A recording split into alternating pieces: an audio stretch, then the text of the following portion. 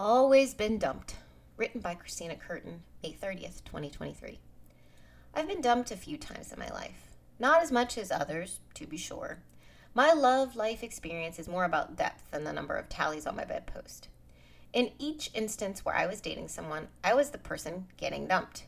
I don't think, in my hazy recollection of memory, that I was ever the dumper, always the dumpee. Until recently, I thought that my limited experience had given me all the insight I needed into the dating world. What else really mattered? What else could I have missed? Being the dumper. That's what I missed. That experience kind of matters. And now I am seeing this through the life of my teenage daughter. First, take a walk down dumpy memory lane with me. Boy number 1, I was 6 and in the 2nd grade. Eric and I were dating. I'd like to think it was pretty serious because I went over his house without my parents. Let's just call that the poor decision of a product of the late 80s and my abusive parents not giving a shit. All I remember about this visit is that at his house, Eric had a busted out old television console that housed a very large snake. Literally the only thing I remember about this boy. That and the fact that Eric broke up with me after recess one day because he wanted to play with me and I didn't hear him because I was jumping rope with my friends. This should have been a sign to me at a young age that boys need more attention than I had to give. However, when he dumped me, I was sad. Boy number 2. Skip ahead to the 10th grade. I had a dark period from 3rd through 8th. This relationship is actually quite fuzzy in my mind for some unknown reason. Lee liked me, but he also liked this other girl. Cue his internal struggle for months, which is years to a high schooler, to figure out if it was me or her. He breaks up with me because of this struggle. I am heartbroken again. He eventually realized I shouldn't have been the second choice and wanted to reconnect, but at that point, my heart wasn't willing to let him back in. Now, let's meet boy number 3. It's 11th grade, and I'm 16. Vince and I meet. He's dating a girl at my school, but I don't know this when I start to like him. The boy was persistent after all, and I was blown away by his attention, humor, and confidence. It took some time, but he hooked me. Then, in his confusion about what he wanted and who he was, he broke my heart so many times over the course of the next 6 to 7 years. This continued until he finally figured out I wasn't going anywhere and he'd better like it. Lots of tears, screaming, threats, and actual wonderful memories filled that time. I wouldn't change it either. It got us here. But he dumped me, a couple of times directly and other times in his indirect actions. I was heartbroken again and again and again and again. And that's it.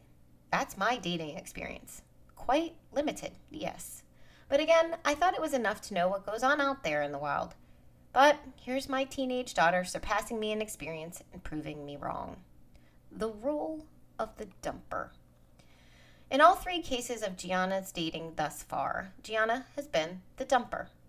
I am not counting her elementary school, air quotes, relationships, since those really shouldn't add to the tally for people that have had a decent number of swimmers in their dating pool past puberty, unlike me. Gianna has ended each relationship to preserve the feeling of the boys she's dated, or almost dated. Each boy was kind, funny, and treated her the way you'd want your daughter to be treated. These boys weren't confused at all. They liked her a lot. She liked them, just not in the way they started to feel about her. Gianna saw this early on, and she knew that a serious, longer-term relationship was just not right for her at the time. She realized she liked and wanted her freedom more than she liked her boyfriend. Because of this, she made the hard decision to be the dumper. I've watched her navigate the dumper side of breaking up. Kids now send texts and snaps to break up, which shocked me at first. I am 40 after all, and anything this heavy in emotion just feels like it needs to be done face to face. I find that impersonal and rude just to send a text. How can you have the audacity to hurt someone without seeing that emotion in their eyes?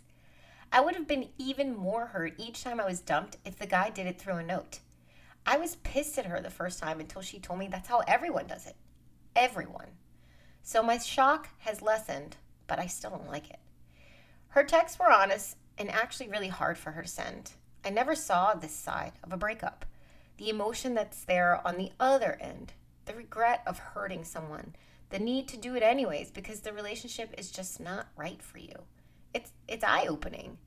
But still, the distance and safety you get with a text breakup is cushioning this experience. She didn't realize this until last week.